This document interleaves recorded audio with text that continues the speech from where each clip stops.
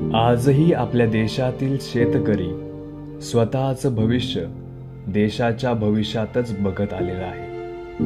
भलेही आपण विविध क्षेत्रामध्ये प्रगती करत असलो तरीही इथला शेतकरी अजूनही तळागाळातच आहे.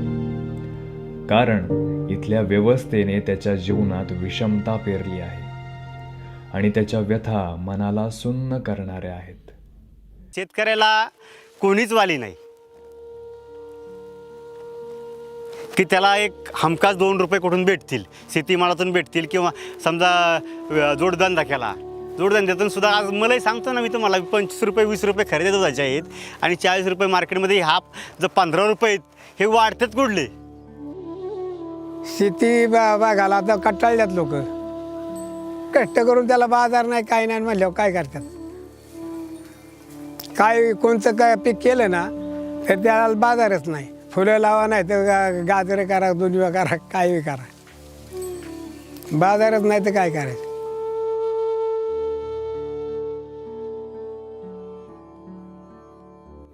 आता आमची परिस्थिती लई बेकार आहे. झोप येत नाही रातची, पियाला पाणी नाही आम्हाला आता. आणि शेतात असं तर सोडून द्यायला लागतोय. उधार पाधार बी आणायचं, ती शेतात टाकायचं, त्याला बाजार नाही. शेतकऱ्यांच्या अडचणीवर आणखी असंच दुर्लक्ष होत राहिलं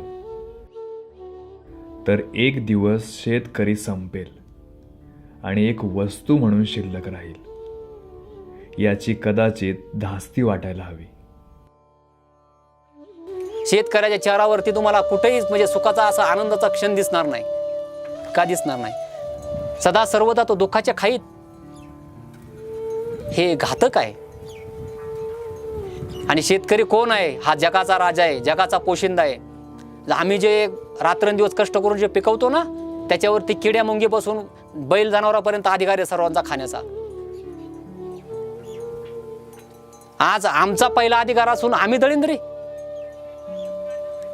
आम्ही उत्पन्न करून आम्ही भिकारी राहायचं. काय आम्ही पाप केलंय? याच्यातला अडचणी मिठण मिरच्या तरी कुठं फुकाट येतात. मीठ आहे तर मिरची नाही, मिरची येतं तेल नाही तर आहे.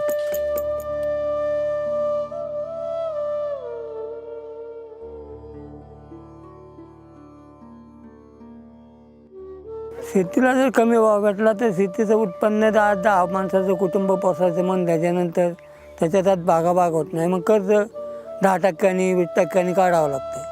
ते जर बाजार भाव जर मिळले नाही, ते कर्ज गेलं नाही तर शेतकरी काय करायला आत्महत्या करायला तयार असतो. आणि गावात मागलेली 10 माणसं असतात, ते उपासमार होते त्यांची.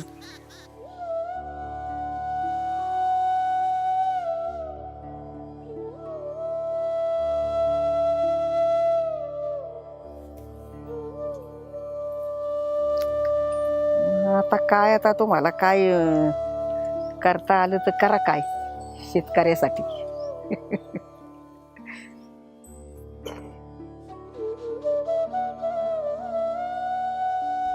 अशा असंख्य अडचणींना 2 हात करून देशाला जगवणाऱ्या शेतकऱ्याला आता आम्ही सदृढ व सशक्त बनवणार आहोत. आम्ही ॲग्रीडेनेक्स.